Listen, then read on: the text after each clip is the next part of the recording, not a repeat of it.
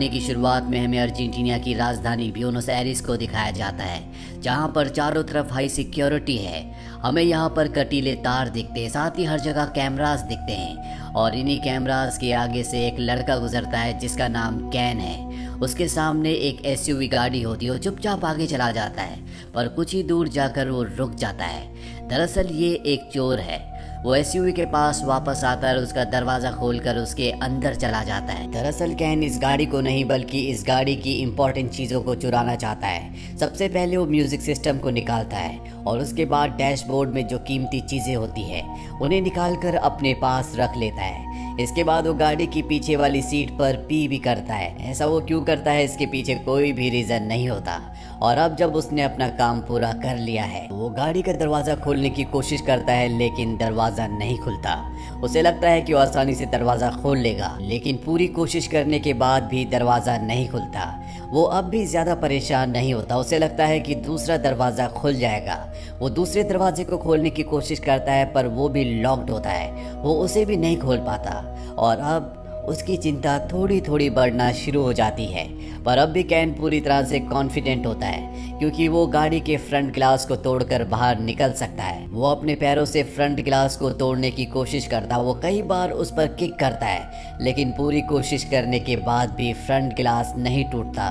और अब उसकी टेंशन धीरे धीरे बढ़ना शुरू हो जाती है। वो गाड़ी के टायर खोलने वाले टूल को निकालकर फ्रंट शीशे पर कई बार मारता है, लेकिन इसका भी कोई फायदा नहीं होता। उसे कुछ समझ नहीं आ रहा होता, इसीलिए दरवाजे के लॉक वाले डोर के प्लास्टिक को वो खोलता है। और जब वो ऐसा कर रहा होता है तभी उसका हाथ कट जाता है। कैन की परेशानियां अब और भी ज्यादा बढ़ चुकी है, इसीलिए वो गाड़ी की पिछली सीट पर चला जाता है जहां पर उसने पी किया था।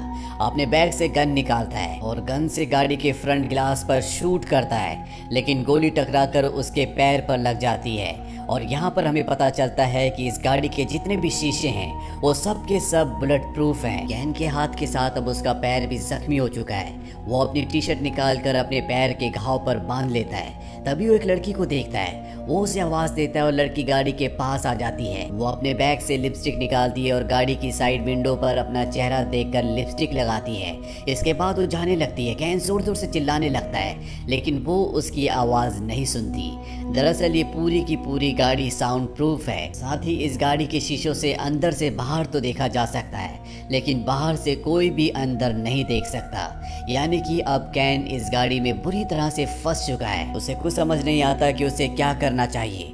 अब वो अपने फ़ोन से अपनी पत्नी को कॉल करने की कोशिश करता है, लेकिन तभी उसका फ़ोन ऑफ हो जाता है क्योंकि उसकी बैटरी बहुत ज़्यादा लो थी। यहाँ पर कैन को बहुत ज़्यादा प्यास लगी होती है, इसीलिए उसके पास पेप्सी की जो बोतल होती है वो उससे पूरी की पूरी पेप्सी पी जाता है। अब धीरे धीरे दिन ढल जाता है और रात हो जाती है। कैन को बहुत ज़्यादा प्यास लगी होती है, इसीलिए डोर के ऊपर जो विंडो की ग्लास होती है उससे वो पानी को चाटने की कोशिश करता है। यहाँ पर वो बुरी तरह से फंस चुका है। वो भूखा है, प्यासा है, साथ ही अब वो बहुत ज़्यादा थक चुका है। किसी तरह से वो रात इस गाड़ी में बिता लेता है। अगली सुबह वो पूरी तरह से परेशान हो जाता है और उसने गाड़ी के जिस म्यूजिक सिस्टम को निकाला था वो उसे वापस लगाकर म्यूजिक प्ले कर देता है, जिससे उसका मन कुछ वक्त के लिए शांत होता है। और कुछ ही देर बाद म्यूजिक अपने आप ही बंद हो जाता है और उसे मी नाम की एक आईडी से कॉल आता है। ये कॉल होता है डॉक्टर एनरिक का, जिनकी ये गाड़ी है। वो कैन को बताते हैं कि ये मेरी गाड़ी है, जिसमें मैंने बहुत सारे सिक्योरिटीज लगा रखी है, जिन्हें मैं कहता हूँ 4x4। बाहर से ना तुम्हें कोई देख सकता है, ना तुम्हारी कोई आवाज़ सुन सकता है। साथ ही गाड़ी पूरी तरह से बुलेट प्रूफ है। इस गाड़ी से निकलने का एक ही रास्ता है और वो है नीचे टैंक से।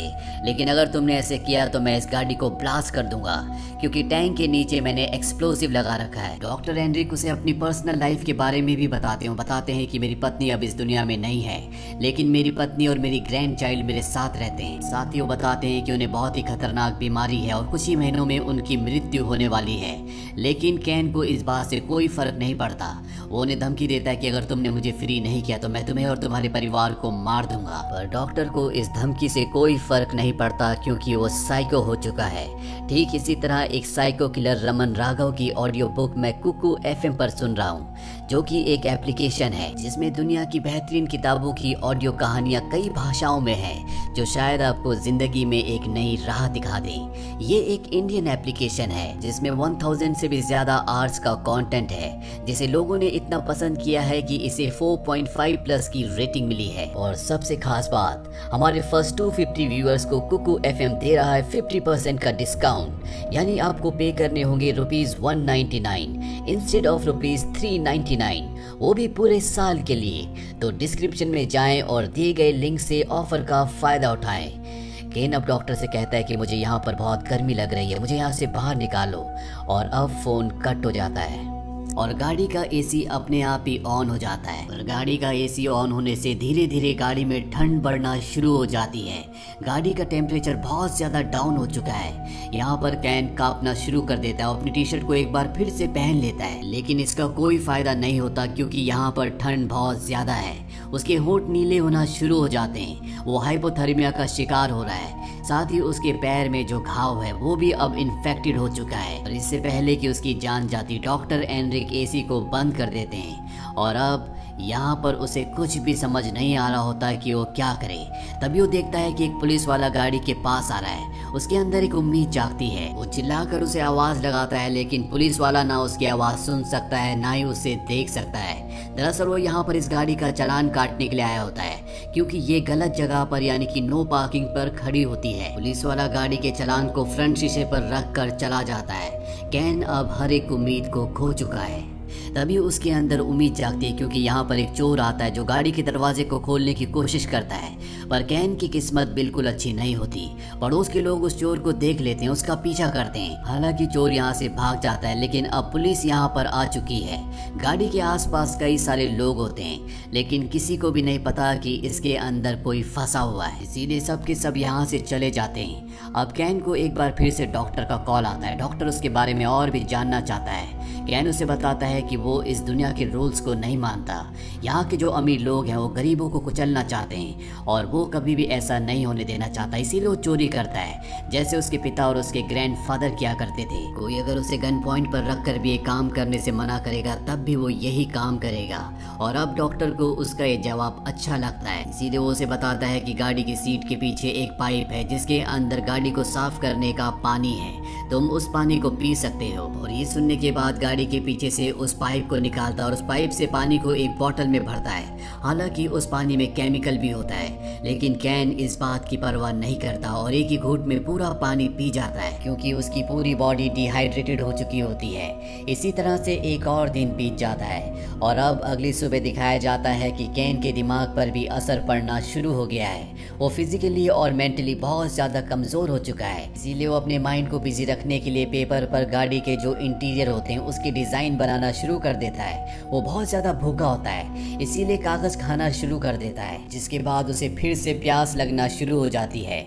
और अब उसके पास अपना यूरिन पीने के अलावा कोई भी रास्ता नहीं होता और मजबूरी में उसे ऐसा करना पड़ता है। और तभी उसे डॉक्टर का कॉल आता है। डॉक्टर की बात उसने मानी होती है, इसीलिए डॉक्टर उसे कहता है कि गाड़ी के डैशबोर्ड के नीचे एक चॉकलेट है, तुम उसे खा सकते हो। कैन जल्दी से उस चॉकलेट को निकालता है और खा लेता है, जिसके बाद उसकी बॉडी में थोड़ी सी एनर्जी आ जाती है। कैन की फ़ोन की जो बैटरी होती है वो उसे निकाल कर गाड़ी के डैशबोर्ड के ऊपर रख देता है ताकि वो सोलर एनर्जी से कुछ चार्ज हो जाए। और तभी उसे एक बार फिर से डॉक्टर का कॉल आता है। वो कैन को बताता है कि मैं तुम्हारे घर गया था, जहाँ मैं तुम्हारी बीवी और तुम्हारे बच्चे से मिला। मैंने उन्हें बताया कि तुम्हारी लॉटरी निकली है $1,00,000 की। मैंने उन्हें तुम्हारे काम के बारे में झूठ बताया और उन्हें $1,00,000 दिए और कहा कि अब तुम अपने नए घर को खरीद सकती हो। इसीलिए वो उस घर को छोड़कर नए घर में शिफ्ट हो गए। इसके बाद वो फ़ोन को कट कर देता है। ये सब बातें सुनकर कैन को बहुत दुख होता है कि डॉक्टर उसकी फैमिली तक भी पहुंच गया। और अब उसने बैटरी जो गाड़ी के डैशबोर्ड पर रखी थी उसे फ़ोन के अंदर डालता है, जिससे फ़ोन स्टार्ट हो जाता है। वो अपनी पत्नी को कॉल करता है, लेकिन वो उसके फ़ोन को रिसीव नहीं करती, इसीलिए वो अपनी पत्नी के लिए एक वॉइस मैसेज छोड़ता है। और अब कुछ देर बाद दिखाया जाता है कि वो गाड़ी के स्टार्ट बटन को बार बार प्रेस करता है और गाड़ी स्टार्ट हो जाती है, लेकिन गाड़ी बैक गियर पर लगी होती है। वो गियर बदलने की कोशिश करता है, लेकिन गियर नहीं बदलता।